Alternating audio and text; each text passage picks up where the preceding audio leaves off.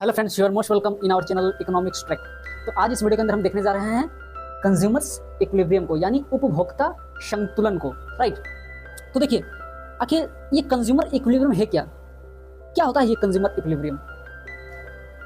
तो हम अर्थशास्त्र में पढ़ते हैं कि जो अर्थशास्त्र है वो आर्थिक समस्याओं का अध्ययन करता है, और ये आर्थिक समस्याएं किस तरह उत्पन्न होती है वो तो हम बखूबी जानते हैं कि हमारे पास जो संसाधन है वो सीमित दायरे में है, लेकिन जो हमारी इच्छाएं हैं वो क्या होती है? वो अनंत होती है। Resources are limited but our wants are unlimited.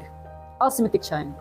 Suppose that यदि हमारे पास, हम मनी के टर्म्स में इन असीमित इच्छाओं को माने, तो हम कह सकते हैं यदि हमारे पास 100 रुपये का यदि एक नोट है, ठीक है, एक 100 रुपये की नोट है, तो इस 100 रुपये की नोट तो हमारे पास सीमित दायरे में है, बस एक है सपोज दैट। लेकिन इस 100 रुपये का हम अलग अलग तरीके से इस्तेमाल कर सकते हैं। हम इस 100 रुपये को मूवी देखने के लिए भी खर्च कर सकते हैं, हम इस 100 रुपये से किसी को डोनेट भी कर सकते हैं, हम इस 100 रुपये से पर्सनल कुछ कंजम्पशंस कर सकते हैं।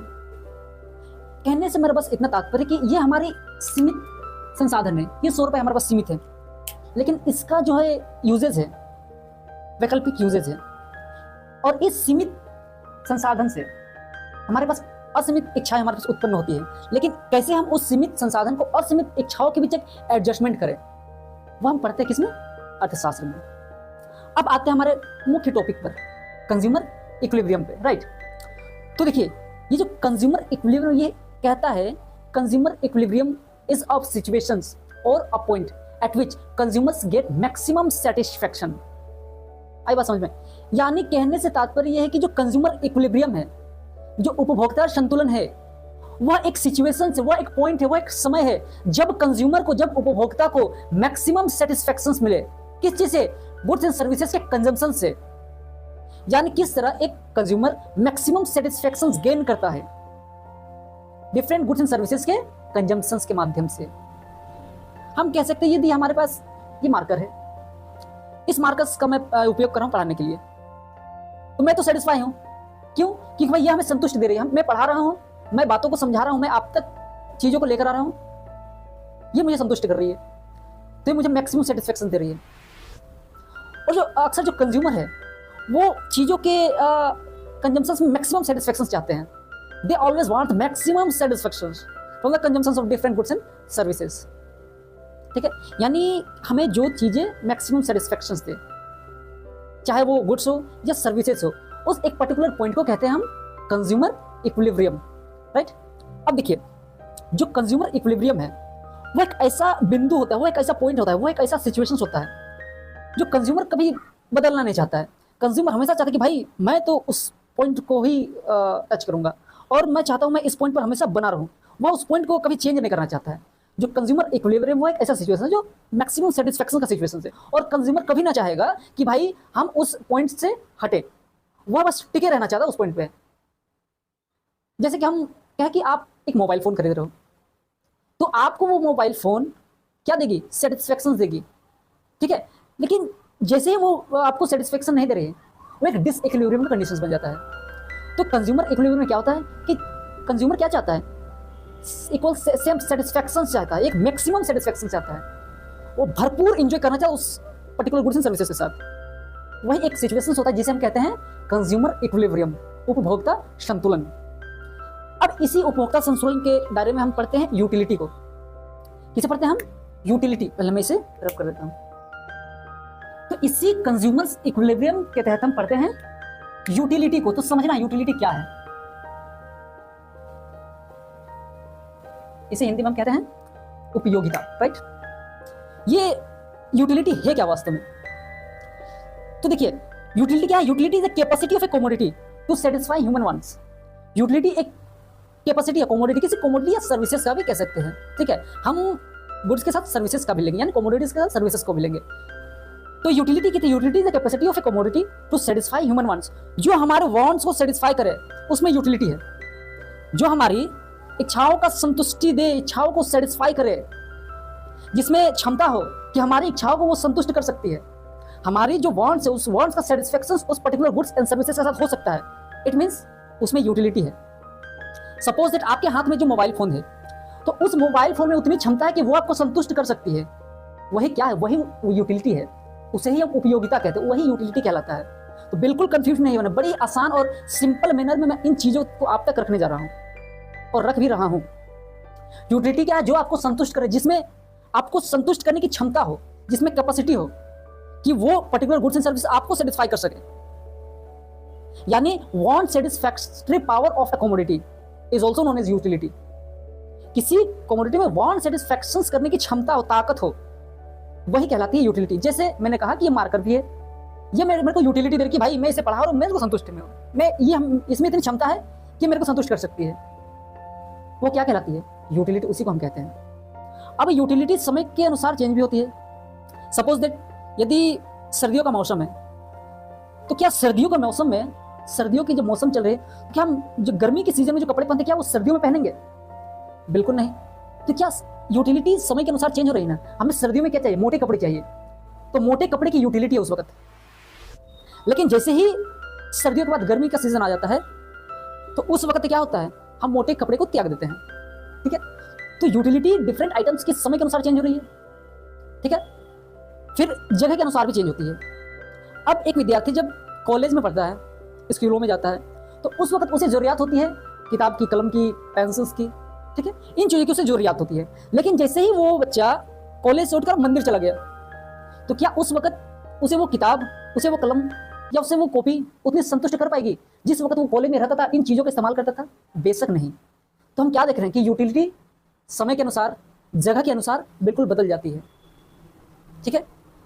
फिर मैं कह रहा हूं कि एक किसान है, उसके लिए जो बैल है, ठीक है, जिसे वो खेत जोतता है, उसके लिए वो यूटिलिटी दे रहा है। लेकिन जब मैं कहूँगा कि वो बैल मुझे दे दो, तो क्या वो मुझे यूटिलिटी देगी? बेशक नहीं देगी। तो यूटिलिटी डिफरेंट कम्युनिटी की जिसके लिए होती है, उसके डिफरेंट यूटिलिटी होती है। उसे उसके लिए अलग सेटिस्फैक्शन होती है जो किसी और को प्राप्त नहीं हो सकती है। जिसको वो चीज़ चाहिए उसी को वो यूटिलिटी दे सकती है, अदरवाइज दूसरे को नहीं दे सकती। वो जिसे चाहिए वो चीज़ उसे ही यूटिलिटी देगी, दूसरे को, मैं कह रहा हूँ बार बार, दूसरे को यूटिलिटी नहीं देगी। ठीक है? ये है बेसिक कॉन्सेप्ट ऑफ यूटिलिटी। ठीक है? अब देखिए, ये जो यूटिलिटी है, ठीक है, वो हम अर्थशास्त्र में जानते हैं कि भाई जो हानिकारक वस्तुएं हैं और जो उपयोगी वस्तुएं हैं, अर्थशास्त्र इन हानिकारक हो चाहे लाभदायक वस्तुएं हैं, इनके साथ अर्थशास्त्र किसी तरह का सरोकार नहीं करता है। इट मीन्स अर्थशास्त्र की नजरों में वह दोनों केवल मात्र क्या है? कमोडिटी है जो ह्यूमन वांट्स को सेटिस्फाई करते हैं। जैसे हम कहें, जो एक तरफ है हानिकारक वस्तु, सपोज दैट शराब है, वाइन, और एक तरफ है मिल्क, दूध। तो लाभकारक वस्तु ये मिल्क है और हानिकारक वस्तु ये शराब है। तो अर्थशास्त्र की निगाहों में ये दोनों सेम है, किसी तरह का इसमें पक्षपात अर्थशास्त्र नहीं करती है। लेकिन जब हम बात करें एक साइकोलॉजिकल फेनोमेना की, तो हम कह सकते हैं कि नहीं, ये जो उपयोगी वस्तु है इसी में सिर्फ यूटिलिटी है। हम और आप क्या कहेंगे? जो मिल्क है उसमें यूटिलिटी ज्यादा है, बल्कि हम शराब को तो ये कहेंगे शराब में कोई यूटिलिटी है ही नहीं, क्योंकि ये हमारे लिए हानिकारक है। ये हमारे क्या कर सकती है? हार्म कर सकती है। तो ये हमारे लिए क्या है? इसमें एक जरा सा भी यूटिलिटी नहीं है। लेकिन जब शराब की बात करें, सॉरी, मिल्क की बात करें, तो हम कहेंगे उस वक्त कि हाँ, इसमें यूटिलिटी बहुत भरपूर है। तो हम क्या देख रहे हैं कि अर्थशास्त्र की नजरों में यूटिलिटी जो है वो सेम है, किसी तरह का इसमें पक्षपात नहीं किया गया है। ठीक है? लेकिन हम साइकोलॉजिकल फेनोमेना कहते हैं यूटिलिटी डिफरेंट होती है डिफरेंट गुड्स एंड सर्विसेज की। ठीक है? अब देखिए, अब यूटिलिटी जो वो 3 टाइप की होती है, हम जानते हैं। एक को कहते हैं हम एवरेज यूटिलिटी। ठीक है? अब देखिए, एवरेज यूटिलिटी है क्या? पहले मैं लिख देता हूं तीनों ही यूटिलिटी को। Average utility, total utility and marginal utility. ठीक है? अब देखते हैं एवरेज यूटिलिटी को। तो एवरेज यूटिलिटी एक्चुअली है क्या? किसे कहते हैं एवरेज यूटिलिटी? तो एवरेज यूटिलिटी हम लोग को डिराइव होती है, average utility derive by when we divide TU, total utility, by Q, it means quantity. जब हम लोग टोटल यूटिलिटी को, जो कुल उपयोगिता को, हम लोग टोटल यूटिलिटी को जब डिवाइड करते हैं क्वांटिटी से, जब टोटल यूटिलिटी को डिवाइड करते हैं क्वांटिटी से, तो उसे हम कहते हैं एवरेज यूटिलिटी। तो एवरेज यूटिलिटी की ये फॉर्मूला है। तो इस बात को जरा ध्यान में रखनी है, जब हम न्यूमेरिकल्स बनाएंगे इससे बेस्ट, तो उस वक्त इस फॉर्मूला की इस्तेमाल से ही हम उस न्यूमेरिकल को सॉल्व कर सकते हैं। राइट? अब देखिए, ये तो समझ गए हम लोग एवरेज यूटिलिटी क्या है। जब हम लोग टोटल यूटिलिटी को डिवाइड करते हैं क्वांटिटी से, तो हम लोग मिलता है एवरेज यूटिलिटी। ये एवरेज कुल टोटल है, उसकी एवरेज है ये एवरेज यूटिलिटी। राइट? अब देखते हैं टोटल यूटिलिटी, कुल उपयोगिता कहते किसे है। तो देखिए, जो टोटल यूटिलिटी है वो हमें किस तरह मिलती है? टोटल यूटिलिटी बेसिकली टोटल कहते किसे? It is sum total of the utility that you derive from use of all items, ठीक है, फ्रॉम यूज ऑफ और consumption of all items, right, all the quantity. तो हम कह सकते हैं टोटल यूटिलिटी का जो फॉर्मूला है इसे हम कह सकते हैं marginal utility 1 marginal utility 2 plus marginal utility n, यानी n नंबर तक जाती रहती है, ठीक है। यह है टोटल यूटिलिटी की फॉर्मूला जिसे हम कहते हैं marginal utility of 1 plus marginal utility 2 marginal utility, यानी मार्जिनल जितनी मार्जिनल होती है उसका एडिशन हम करते जाते हैं, वो हम क्या देती है टोटल यूटिलिटी। या फिर इसे हम एक और फॉर्मूला से हम लोग सॉल्व करते हैं इसके न्यूमेरिकल्स को, वो होती है क्या समेशन mu, यानी कि समेशंस मार्जिनल यूटिलिटी, ठीक है। ये फॉर्मूला है किसकी टोटल यूटिलिटी की। एक फॉर्मूला ये है, राइट, और दूसरी फॉर्मूला हमारे पास ये है। तो इन दोनों ही फॉर्मूला से हम टोटल यूटिलिटी को फाइंड आउट कर सकते हैं। अब ये जो नेक्स्ट है मार्जिनल यूटिलिटी, तो ये मार्जिनल यूटिलिटी क्या है, ये मार्जिनल यूटिलिटी कहते किसे है? तो देखिए मार्जिनल यूटिलिटी डिफरेंस भाई ये कहती है कि जो एडिशंस टू द टोटल के जितने एडिशंस हो रहे टोटल में से उसके हर यूनिट के एडिशंस को हम कहते हैं मार्जिनल यूटिलिटी। इसका फॉर्मूला के तौर पर हम कह सकते हैं TUN माइनस 1, ठीक है। यानी टोटल जो होती जाती है उसकी एक मार्जिन को हम लोग फाइंड आउट करते हैं उसी से, ठीक है। या फिर इसका एक और फॉर्मूला है जिसे हम कहते हैं total utility by Q, delta delta TU by delta Q, right. इसे हम कहते हैं मार्जिनल यूटिलिटी, राइट। तो हमने देखा कि किस तरह से जो एवरेज यूटिलिटी है वो उसे हम फाइंड आउट करते हैं TU बाय क्यू से। ये फॉर्मूला है। TU को फाइंड आउट करने के लिए हमें MU marginal utility of 1 plus marginal utility 2 marginal utility n number तक जाते रहते हैं। या फिर इसे हम इस फॉर्मूला के तहत भी हम लोग सॉल्व कर सकते हैं, जिसे कहते हैं समेशंस MU मार्जिनल यूटिलिटी। फिर MU मार्जिनल यूटिलिटी हम जानते हैं कि जो एडिशनल होता है टोटल की उसे हम कहते हैं मार्जिनल यूटिलिटी। तो उसे फाइंड आउट करने के लिए हम TUN माइनस 1, ठीक है। फिर MU को और एक फॉर्मूला के तहत हम फाइंड आउट करते हैं न्यूमेरिकल जो भी सॉल्यूशंस कर उसमें summation TU upon summation Q, ठीक है। यानी समेशन यहाँ एक ध्यान देने वाले बताइए समेशन किस चीज को डिनोट कर रही है? समेशन का मतलब होता है चेंज, ठीक है। यानी हर एक यूनिट पर जिस तरह चेंजेस आती है उसे ही बेसिकली हम डेल्टा मैं इसे समेशन कह बैठा, लेकिन क्या है ये डेल्टा का मतलब क्या होता है चेंज। तो यहाँ क्या है change in total utility by change in quantity, right. Change in TU by change in Q, यानी टोटल यूटिलिटी में क्या चेंजेस आ रही है, फिर क्वांटिटी में क्या चेंजेस आ रही है, उन दोनों को हम क्या करते हैं ये डिवाइड करते हैं TU बाय Q, राइट। तो ये हमें क्या देती है मार्जिनल यूटिलिटी। अब देखिए अब हम देखते हैं जो इन तीनों के बीच क्या क्या रिलेशंस होती है, ठीक है, किस तरह का रिलेशंस इन तीनों के बीच, और इन तीनों का जो ग्राफिकली किस तरह से हम इसको रिप्रेजेंट करते हैं कर्व के माध्यम से, वो हम अब देखने जा रहे हैं। तो पहले मैं इसे रब करता हूँ और उस टेबल को मैं उतार देता हूँ जो टेबल हम बताएगी कि इन तीनों के बीच क्या रिलेशन है और इन तीनों का जो डायग्रामेटिकली हम किस तरह से रिप्रेजेंट करते हैं उन चीज़ों को मैं बताता हूँ। पहले से मैं रब करता हूँ, टाइम सेविंग के लिए मैं इसे रब कर देता हूँ पहले, राइट। तो जब हमारे पास MU गिवन हो तो उस MU से किस तरह से हम टोटल यूटिलिटी को और एवरेज यूटिलिटी को फाइंड आउट करते हैं, तो उस चीज को हम इस टेबल्स के हेल्प से सीखते हैं, राइट। So listen carefully. ये हमारी है क्वांटिटी की जो कॉलम है वो है, ये हमारी मार्जिनल यूटिलिटी MU की कॉलम है। अब देखते हैं किस तरह से हम TU को फाइंड आउट करते हैं। तो TU की जो फॉर्मूला है वो फॉर्मूला दी गई हमारे पास MU1 plus MU2 plus MUN, right. So in the first unit of output both MU and TU will be same, यानी कि जो फर्स्ट यूनिट ऑफ आउटपुट है वहां पर जो हमारी मार्जिनल यूटिलिटी और हमारी टोटल यूटिलिटी है, हमारी marginal utility and total utility same ही होगी। तो यहाँ पर हम लिख देंगे 16, यहाँ पर भी 16 लिखते हैं। अब सेकंड यूनिट ऑफ आउटपुट को देखते हैं हियर, राइट। तो सेकंड यूनिट ऑफ आउटपुट में क्या होगी, तो ये हमारे फॉर्मूला हमारे देखिए इस चीज को सोल्व करने के लिए हमारे दिमाग में फॉर्मूला होनी चाहिए हमारे पास, राइट। तो यहाँ पर क्या होगी देखिए हमारे फॉर्मूला क्या है TU की MU1 plus MU2 plus MUN। तो यहाँ पर हमारी फॉर्मूला जब ये बोल रहे प्लस करना है मार्जिनल यूटिलिटी को, तो वही हमें क्या देंगे टोटल यूटिलिटी। तो यहाँ क्या करेंगे this plus this, right, this 16 plus this 12, this will give us TU, this means this plus this is equal to 28. 16 plus 12 is 28, right?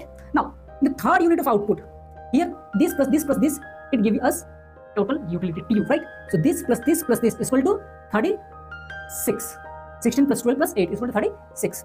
Now, in the fourth unit of output, this plus this plus this plus this. So 36 plus 4 is equal to 40, right? Now, in the fifth unit of output, TU will be 40 plus 0, or this plus this plus this plus this plus this and this is equal to 40, right? Now in the sixth unit of output, right, in the sixth unit of output, this plus this will add from here to here, right? So हमें क्या मिलेगी 36 यानी 40 plus minus 4 what I said 40 plus minus 4 is equal to 36 right now in the 7th unit of output TU will be this plus this यानी कि हम इन सब को plus कर देंगे तो हमें क्या मिलेगी 28 राइट तो ये हमें क्या मिल गई हमें मिल गई TU हमने किससे फाइंड आउट किया TU को हमने मार्जिनल यूटिलिटी से फाइंड किया TU को हमने मार्जिनल यूटिलिटी से किसको फाइंड किया TU को फाइंड किया अब यदि हम ये कहें कि हमें फाइंड आउट करनी मार्जिनल यूटिलिटी को टोटल यूटिलिटी से अभी हमने क्या फाइंड आउट किया हमने फाइंड आउट किया था TU को किससे मार्जिनल यूटिलिटी से ठीक है टोटल यूटिलिटी को मार्जिनल यूटिलिटी फाइंड आउट किया अब हम क्या कि हमें भैया TU दे रखा है हमने हमें क्वेश्चंस में TU दे रखा है अब हमें फाइंड आउट करनी है मार्जिनल यूटिलिटी तो वो कैसे होगा उसे हम देख लेते हैं ठीक है तो पहले हम इसे रब कर देते तो इसे यदि हम इसे रब करते इस तरह से राइट अब क्या होती है बात को समझिएगा अब क्या होगी ध्यान से समझिए राइट तो हमें फॉर्मूला हमारे को दे रखा है यानी जैसे हमारे पास फॉर्मूला है तो तुरंत वो बन जाएगा तो फॉर्मूला हमारे पास क्या है मार्जिनल यूटिलिटी का delta TU upon delta Q यानी change in total utility divided by change in quantity तो हमारे पास टोटल यूटिलिटी में फर्स्ट हमने पहले कहा कि जो फर्स्ट यूनिट है उसमें both marginal utility and total utility क्या होती है सेम होती है इस चीज को आपको एकदम ध्यान में रखनी है तो हमारी सेम होगी ये 16 एंड 16 यहाँ पे ठीक है अब नेक्स्ट आप क्वांटिटी पे देखते हैं नेक्स्ट यूनिट पे देखते हैं तो क्या होगी हमारी मार्जिनल ये हमें फॉर्मूला को हमें दिमाग में रखिए तो total utility delta TU upon delta Q तो हमारे पास चेंज कितनी आ रही है यहाँ 16 और 28 में कितना डिफरेंसेस है 16 और 28 में कितनी डिफरेंस है 12 की यार यहाँ कितने डिफरेंसेस है 1 से 2 जाने तक 1 की डिफरेंस है ना 1 से 2 हमने गया तो 1 से 2 के बीच कितना डिफरेंस है 1 है तो यहाँ पर हमें क्या होगी यहाँ 12 के डिफरेंसेस है ठीक है यहाँ 1 की डिफरेंसेस है तो यहाँ क्या होगी यहाँ पर 12 को डिवाइड करेंगे 1 से यदि तो हमारे को 12 ही मिलेगी कोई दिक्कत यहाँ तक आई होप सो आपको यहाँ तक समझ में अच्छे से आ रही होगी अब देखते हैं यहाँ चेंजेस कितनी जा रही है 28 से 36 तक तो 28 से 36 तक कितने चेंजेस है 8 और यहाँ कितने चेंजेस है 2 से 3 तक जाने में 2 से 3 तक जाने में 1 की चेंजेस है और यहाँ 28 से 36 तक जाने में हमारे को 8 की चेंजेस नजर आ रही है तो क्या होगी 8 डिवाइडेड बाई 1 क्या होगी यहाँ 8 ठीक है नेक्स्ट देखते हैं ये 36 से 40 जाने तक यहाँ कितने के चेंजेस है एंड डिफरेंस कितने 36 से 40 के बीच वही हमारे क्या है जब चेंजेस हम क्या बोल रहे हैं चेंजेस जब दिखेगी वही हमारे TU क्या कहलाती है डेल्टा TU तो TU कितने चेंज है यहाँ 36 से 40 तक बिल्कुल 4 की चेंजेस है 4 की डिफरेंसेस है और 3 से 4 जाने में 1 की तो 4 divided by 1 equal to 4 right अब 40 से 40 जाने में कितने चेंजेस है कोई नहीं और यहाँ 4 से 5 कितना चेंजेस है 4 से 5 1 तो यहाँ क्या होगी 0 ठीक है अब यहाँ देखते हैं 40 से 36 जाने में चेंजेस कितनी की 4 की लेकिन ये चेंजेस कैसी है ये नेगेटिव चेंजेस है ये पॉजिटिव चेंजेस नहीं है 40 से हम गए 36 ऊपर से नीचे आ रहे हैं यानी नेगेटिव चेंजेस है तो यहाँ क्या होगी -4 divided by 1 means -4 here right अब यहाँ देखते हैं 36 से 28 जाने तक 36 से 28 जाने तक कितने की चेंजेस है 8 की वो भी कैसी 8 की -8 की चेंजेस है और यहाँ 6 से 7 तक जाने में 1 की चेंजेस है तो यहाँ पे क्या होगी -8 ठीक है अब देखते हैं AU ये तो हमें निकल गई हमारे को TU मिल गई MU मिल गई देखिए जब हमारे पास MU दे रखी थी उसे हमने क्या फाइंड आउट किया TU को फिर हमने क्या किया TU दे रखी है फिर हमने MU उसी फाइंड आउट कर दिया उस TU से अब देखते हैं AU को फाइंड आउट करते हो AU का फॉर्मूला क्या कहते हैं TU अपॉन Q तो TU हमारे को इतना हमारे पास है और Q कितना 1 है this divided by this equal to 16 ठीक है अब हमारे को TU कितनी है 28 एंड क्वांटिटी कितनी है 2 this divided by this it means 14 right now अब हमारे पास कितनी 36 है TU और क्वांटिटी कितनी है 3 है तो कितनी आएगी 12 राइट अब हमारे पास TU कितनी है 40 है और हमारे पास क्वांटिटी कितनी है 4 this divided by this equal to 10 right अब हमारे पास TU है 40 and then quantity 5 it means 8 ठीक है अब हमारे पास 36 है TU और हमारे पास जो क्वांटिटी है that is 6 it means 6 here right अब हमारे पास TU है 28 देन क्वांटिटी है 7 मींस 4 तो ये बनकर तैयार हो गई हमारी टेबल किसकी MU TU एंड AU की तो ये टेबल तभी बनना पॉसिबल जब आपके पास फॉर्मूला हो फॉर्मूला अवेलेबल आपके दिमाग में तो यकीनन ये टेबल जो आसानी से बन जाएगी अब देखते हैं डायग्राम को तो डायग्राम पहले हम देखते हैं किसकी मार्जिनल यूटिलिटी की डायग्राम को देखते हैं यहाँ हम डायग्राम को बनाते हैं ठीक है समझना है बात को तो देखिए जो डायग्राम जो बनता है तो डायग्राम कैसे बनेगी हमारे पास जब हमारे पास टेबल हो उसी टेबल के थ्रू हमारे को डायग्राम बन जाएगी वही टेबल हमें क्या देगी डायग्राम देगी तो हम यदि मार्जिनल यूटिलिटी का हम जब डायग्राम बनाने जा रहे हैं तो हमारे पास मार्जिनल यूटिलिटी का क्या होना चाहिए कॉलम होना चाहिए इसी कॉलम से क्या बनेगी, डायग्राम बन जाएगी। देखते हैं किससे बनती है। तो देखिए फर्स्ट यूनिट ऑफ आउटपुट यानी फर्स्ट क्वांटिटी पर कितनी है हमारे पास, mu 16। तो यहाँ हमारी क्वांटिटी हमने ले रखा है और यहाँ हमने मार्जिनल यूटिलिटी ये हमारी है, ठीक है। क्योंकि मार्जिनल यूटिलिटी जो है नेगेटिव में भी होती है, इसलिए हमने क्या किया, ओरिजिन के नीचे एक्स एक्सिस पे क्या हो गया, हमारी नेगेटिव शो करेगी। जो भी नंबर्स आएगी ओरिजिन के नीचे एक्स एक्सिस में वो क्या आएगी, वो नेगेटिव में आएगी, ठीक है। तो अब देखते हैं इसके डायग्राम को। तो फर्स्ट यूनिट पे क्या आती है, mu 16। तो यहाँ हम देखते हैं फर्स्ट यूनिट ये है और 16 कहाँ है, ये 16। तो यहाँ हम एक पॉइंट देते हैं, पॉइंट देकर बनाने में आसानी होती है, ठीक है। तो अब देखिए सेकंड यूनिट पे क्या होती है, mu हमारी कितनी 12 है। तो ये है हमारी सेकंड और यहाँ से ले जाएंगे 12 को, यहाँ हमारे को 12 है यहाँ पे, ठीक है। अब थर्ड यूनिट पे देखते हैं, थर्ड यूनिट पे हमारी mu कितनी 8 है। तो थर्ड यूनिट ये है और हमारी mu बन गई 8 यहाँ, राइट। बिंदु यहाँ बिंदु अच्छे से ताकि हमें समझ में आ जाए। अब फोर्थ यूनिट पे देखते हैं। तो फोर्थ यूनिट पे क्या है, 4 ही है। तो ये रही 4, ये है 5। इस 4 को हमने यहाँ पे डॉट कर दिया। अब नेक्स्ट क्या है, फिफ्थ यूनिट में 0। फिफ्थ यूनिट पे कितनी है, 0 है, यानी यही रहेगी, ठीक है। अब सिक्स्थ यूनिट पे क्या है, -4। तो हमने क्या कहा कि ओरिजिन के नीचे जो है वो है -4, यहाँ हम ले लेंगे -4, राइट। सिक्स यूनिट पे -4, बिल्कुल 6 यूनिट पे -4 को हमने यहाँ ले लिया, राइट। अब 7th यूनिट पे क्या, -8। तो 7th यूनिट जो है ये यहाँ -8 की डॉट है, ठीक है। अब क्या करेंगे, अब ये जितनी भी डॉट्स हमने कर रखा है उसको ज्वाइन करेंगे तो हमें क्या मिल जाएगी, मार्जिनल यूटिलिटी है। ऐसा हम क्या कर रहे हैं, हमने क्या किया, हमने जितनी भी डॉट थे उसको ज्वाइन कर देंगे उस डॉट को लाइन से, तो हमें मिल जाएगी मार्जिनल यूटिलिटी। तो क्योंकि मैं फ्री हैंड बना रहा हूँ तो शायद ये लाइन सीधा आ भी सकती है, नहीं भी, तो आप स्केल्स की हेल्प से बनाना ताकि वो अच्छे तरीके से बन जाए। मैं समझाने के लिए बस कर रहा था। तो हम इस सारे डॉट्स को क्या करते हैं, सारे डॉट्स को हम ज्वाइन कर देते हैं। तो इन डॉट्स को यदि हम ज्वाइन कर दें तो हमें मिल जाएगी मार्जिनल यूटिलिटी। इसे हम लिख देते हैं मार्जिनल यूटिलिटी। तो ये बनकर तैयार हो गया मार्जिनल यूटिलिटी का डायग्राम, ठीक है। अब देखिए ये जो मार्जिनल यूटिलिटी है वह क्या हम क्या देख रहे हैं, वह डिक्रीज कर रही है, वह डिक्रीज कर रही है मार्जिन, देख रहे हैं 16 then 12 then 8 then 4 then 0 then -4 then -8। तो मार्जिनल यूटिलिटी, इस बात को ध्यान में रखिए, जो मार्जिनल यूटिलिटी है वो डिमिनिश करती है, और डिमिनिश तो करती है, वो 0 पर भी जाती है, 0 पर जाती है लेकिन वो नेगेटिव में भी जाती है। तो इन बात को एकदम आपको ध्यान में रखनी है कि मार्जिनल यूटिलिटी का कैरेक्टर क्या है, उसका नेचर कैसा है, उसका डायग्राम का नेचर कैसा हो सकता है, ठीक है। तो ये थी मार्जिनल यूटिलिटी की डायग्राम। अब देखते हैं हम टोटल यूटिलिटी की डायग्राम देखते हैं, ठीक है। तो पहले मैं इससे रब कर दूं,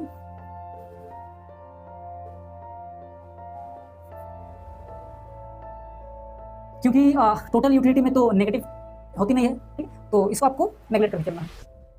अब देखिए कैसे बनती है। यहाँ हम टोटल यूटिलिटी में क्योंकि डिफरेंसेस हमें ज़्यादा करनी होगी, ठीक है, तो यहाँ 8 के हम डिफरेंस लेके चलेंगे, हम 8 के डिफरेंस लेके चलेंगे।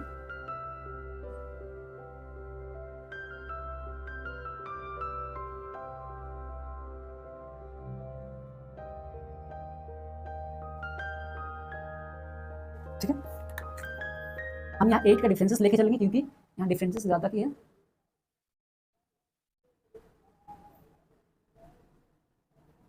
तो अब देखिए ये किस तरह से बनती है। यहाँ मैं लिख दूँ टोटल यूटिलिटी, राइट। यहाँ हम ये टोटल यूटिलिटी को लिखते हैं TU, यानी टोटल यूटिलिटी, ठीक है। अब देखिए कैसे बनती है, ये हमें जाननी है कि ये y एक्सिस है। देखिए टोटल यूटिलिटी की जो डायग्राम है वो इस कॉलम के थ्रू बनेगी। तो हम देखिए क्या करते हैं, जो फर्स्ट यूनिट पे देखिए, फर्स्ट यूनिट पे क्या है, TU 16।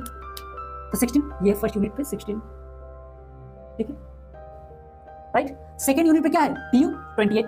सेकेंड यूनिट पे 28 किधर गई, देखिए 24 28 यहाँ होगी, ठीक है। थर्ड यूनिट पे देखते हैं, थर्ड यूनिट पे 36 TU है। तो थर्ड यूनिट पे TU कितना रखेंगे, 36, यहाँ 36, राइट। फोर्थ यूनिट पे देखते हैं 40। फोर्थ यूनिट पे कितनी रखनी है हमें, 40, राइट। फिफ्थ यूनिट पे कितनी रखनी है, 40। फिफ्थ यूनिट पे 40 इट इज हियर। अब देखिए 40 तो हमने रख लिया, देन 36, 6 यूनिट पे 36 here, right. Seventh unit 28, seventh unit 28 here, right. अब हम क्या करेंगे, जैसा कि हमने मार्जिनल यूटिलिटी में सारे डॉट्स दिए फिर उसे हमने ज्वाइन कर दिया, ठीक उसी तरह इसे भी हम ज्वाइन करेंगे तो हम क्या मिल जाएगी, टोटल यूटिलिटी मिल जाएगी। तो इसे हम ज्वाइन कर देते हैं।